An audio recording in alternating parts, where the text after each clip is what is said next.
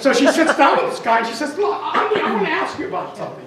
What about that sign that's above the register? She says, oh, he says, that's a joke. Don't pay any attention to it. She says, well, how long has it been up there? He said, oh, for a few weeks. And how long has your business been declining? Oh, a few weeks.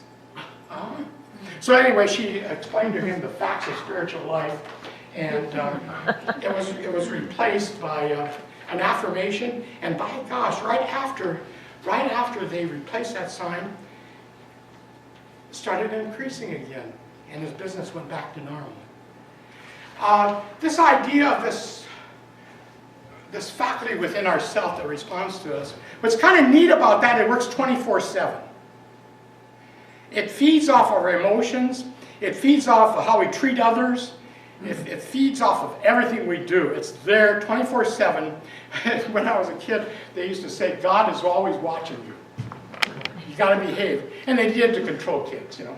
God is watching, you better do the dishes. God is watching, you better go to bed on time, you better do your homework, you better do this, you better do that. God is watching. Well, as I got into this morning, I said, my gosh, there's some validity to all this.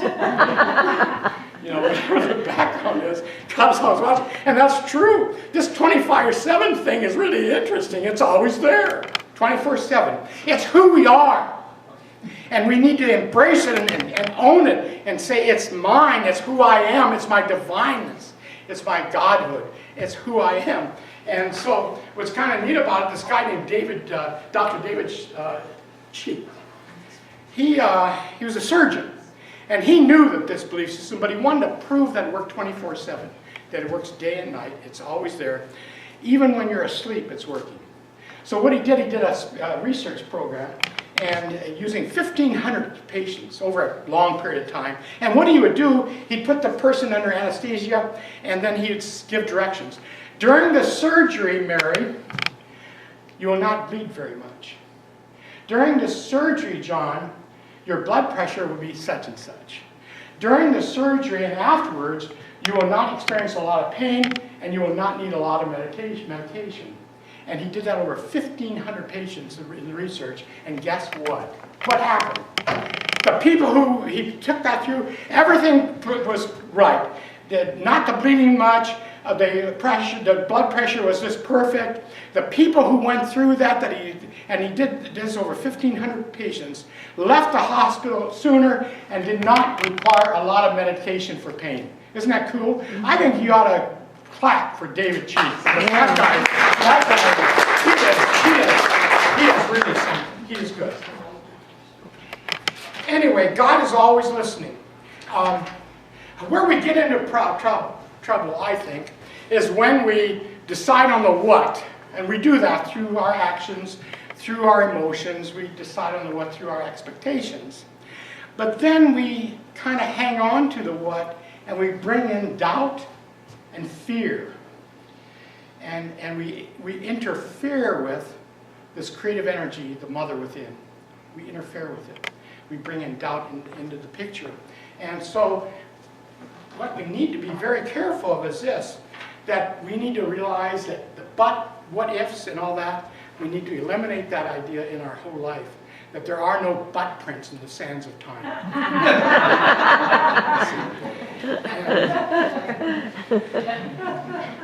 Parade Magazine had a story in the magazine. It was kind of neat, and I want to bring this up because I'm supposed to have some humor too. Because, May is not always creation, but it's humor. I don't know where that comes from, but that's okay. I mean, these guys did it.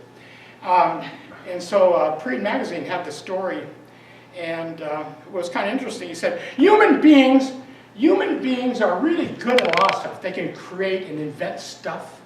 They're good at typing. They can read. Their marketing skills is really awesome. However, how they assess risk is pretty bad. They're always worrying about everything. Always worrying about everything. And I got to think about that. That's really true. What we do, we interfere with the creative process. We put the what into the mix, and then we start worrying about it. I'll give you an example. A few years ago, a friend of ours came to me, and she says, Angelo, I had this lady call me and said, would you put in for the job? I'd like you to be working with me. She says, it's a shoo-in. I said, well, then what do you need? She says, I still want a prayer treatment because it's 100 miles. It's a round trip, 100 miles to the place. And she says, but it's a shoo-in because she's going to be doing the interviewing and she's going to be my boss. So I prayed for her. And I told her this, we do not pray for stuff or specifics. And I'll tell you why. This divine energy, the mom within knows better what we need than we do. We can put something out that I want this, I want that, but we may not get what our expectations are. We don't always get our expectations, do we? But we get something maybe even better. So anyway, she puts in for the job, and she was devastated. She called me, she said, I need to meet with you. She says, what kind of a person am I? They rejected me. She asked me to come, she interviewed me, and then they rejected me. What kind of person am I to be rejected? I said, I treated for your greater good, the perfect right action in your life. I did not treat for this job. And Spirit knows what's best for you. Oh my God, she was really distressed. And so anyway, the long and the short of it is, something better comes along. 3 weeks later, somebody retired from the job. She interviewed for the job and got in. It was just a few miles from her home. It came through. So what we need to do is do this. Stop worrying. This is a Praying magazine, but it said we worry all the time about everything. He said, and then they use it as an example, which is kind of fun. This is the fun part. In the 1900s, they used horses for everything. New York City had 200,000 horses. Think about this. And the big worry was, my God, and they called it externalities of negative externalities. What it is manure. They use manure. And they were worried about what are we going to do with the manure. We have to have the horses because they pull the trolley cars and they do a lot of the work. But one horse produces 24 pounds of manure every day. And if you and so they have 200,000 horses, like one horse for every 17 people in New York. So if you multiply it all out, it comes to 5 million pounds of manure every day. Now we think we giggle at that, but that was the worry in those days, in the 1900s. What are we going to do with it? Well, my thesis is today, and it will be. You don't worry about it. They can put the expectation the manure is going to be taken care of. But I honestly, the reason I bring this up is when we start worrying about something we want, we expect, treat it as manure that's going to disappear. Because what happened was, with all this worry and hammering and all, what happens? The electric streetcar comes into play, and the automobile, and what happened to the manure? It's gone. So when we start worrying about something, treat it as manure that's going to disappear and don't buy into it. So what we do is, and I want to get into part 2, and it's really important that I do that. So I'm going to skip around a little bit, but the part 2 is the group. We call it core consciousness or race consciousness. That this loving energy, and I promised a couple of you that I would deal with this today, so I'm going to do it in about 3 or 4 minutes.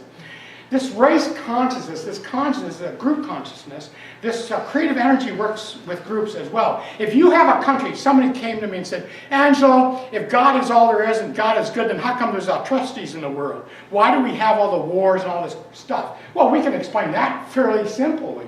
That God is a loving energy. It's an energy that always says yes to our expectations. So if you're in a country that expects that its MO is to take property away from people, to put certain ethnic groups in slavery, and do all that, what is that happening as a core belief for that country? It goes into the mama. They respond. That response faculty is not judgmental. It just says yes to the group dynamics.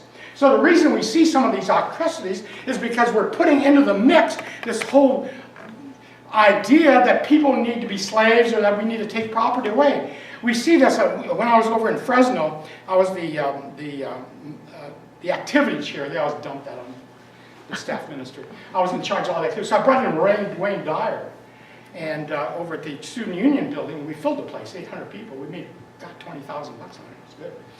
33 bucks a pop. But Wayne stands there, he says, and he said, in 1980, before 1980, no one died from AIDS. A lot of people had the HIV virus, but no one was dying from AIDS. But all of a sudden, he says, we put into the race consciousness that that the HIV is a fatal thing, and that you're going to get AIDS and you're going to die. So then people in that 1900, people started dying. But then when the consciousness shifted, now we've got people with the HIV that never get AIDS. And that one person, he's been famous in the newspaper, he's a basketball guy, but he's had the virus for 30 years. He doesn't have AIDS, although he was accused of having AIDS, but he doesn't have AIDS. Another case in point has to do with Marla Morgan. I'm going to quit with that, and it's going to be Marla Morgan. She wrote the book, and Dixie and Steve know about the mutant message down under. She did her walkabout with the Aborigines, and she said and I brought her in, and she gave this nice talk. How many were there? Anybody there? Mm-hmm. Marla Morgan said, you know, the neat thing about the walkabout for 6 months is that a lot of the people, if not most of them, were in their 80s and 90s years old. These are old people who are doing a 6-month walkabout. And she said, and they were spry. They were as if they were youngsters. They never had the problems. And she said, and here's what she found out. She said those people, they had a race consciousness that you don't have to be sick to leave the planet. You don't have to have a failing health. You don't have to have arthritis. You don't have to. You spend your time on planet Earth, and when you decide that maybe I've done enough, you have a party, you lie down and you say, I'm out of here, and you're gone. It's as simple as that. And so these people were living 80, 90, 120 years old. Can you believe that? I can believe it. So what we do in our own race consciousness, we say, you know, and it's what we're feeding into this creative energy that we call the mother within. That, oh, I'm getting old, I have arthritis. I'm getting old, that means I'm going to have to be sick, and I'm going to have something happen to me before I leave the planet. So the whole issue of this month is this. Our outer experience mirrors our inner expectation. And we, all of us in this PLC, we can change the dynamics by changing ourself, number one. And the research shows that if we change the consciousness of only 0.5% of a community, you can change the 100 monkey effect. You change the consciousness of the entire community. That's what we're all about. And I'll tell you one thing. I haven't seen a parade by the skinheads or any of that. And when, in 1987, when I got here, we had that parade of the people were dressed in the caps and gowns, and I haven't seen that in the last 24, 25 years. You guys are making an exception and a difference in this community, and we love it. Thank you, and so it is.